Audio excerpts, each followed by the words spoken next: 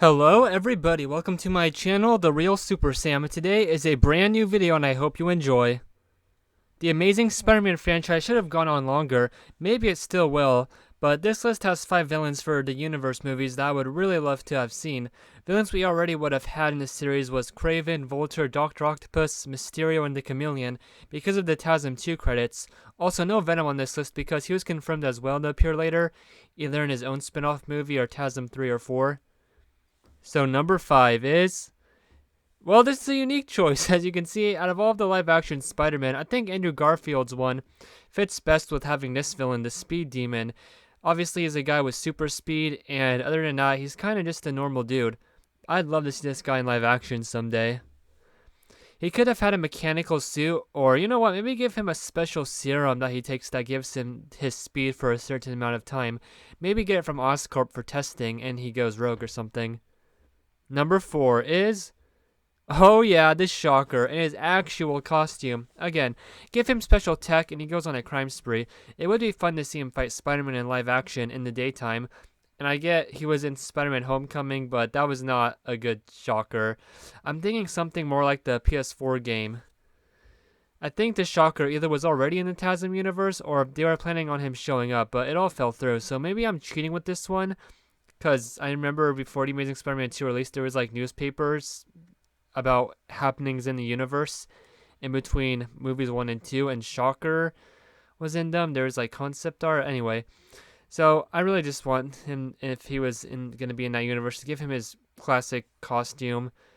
And I didn't really like the story in the video game, in the Amazing Spider-Man 2 game, which just made him a normal thug, and he finds these things and he fights Spider-Man and Oscorp in just one level of Oscorp. He kind of takes it over. He kind of, I don't know, in that game it seems like they almost overpowered him, or just, I don't know how to explain it.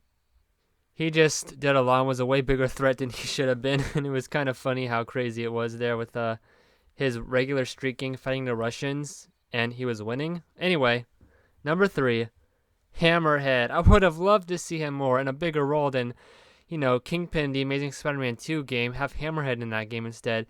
If they were going to introduce the mob in the universe, I think it would just be a super small part, and Hammerhead being their leader would be perfect.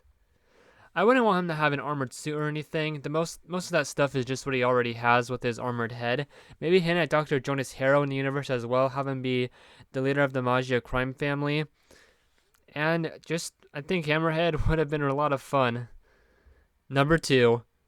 Carnage. Yeah, he was the final boss in the Amazing Spider-Man 2 game, but fighting Spider-Man in live action, a Venom Spider-Man Carnage movie, heaven on earth.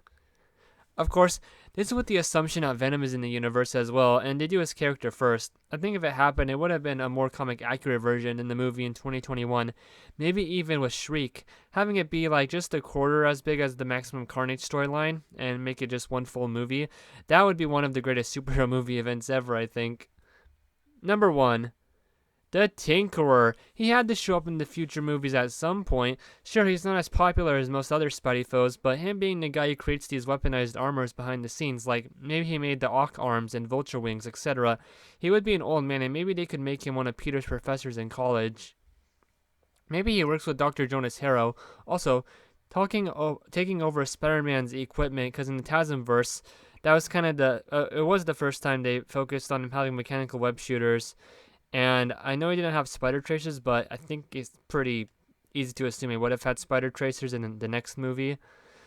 This is another villain where he fits best in the TASM universe. Him in Homecoming, I guess, was okay for the story, but there was really nothing interesting about the character. I don't even know if he was arrested. He could really mess up with Spider-Man in this universe, and it almost seems like he had to be in the universe at some point. It's number 1. It seems to be that the Amazing Spider-Man movies took a lot from the Ultimate Universe, and these villains, taking a bit from that universe as well, would have been really exciting to see. So that was my little list, and I hope you enjoyed.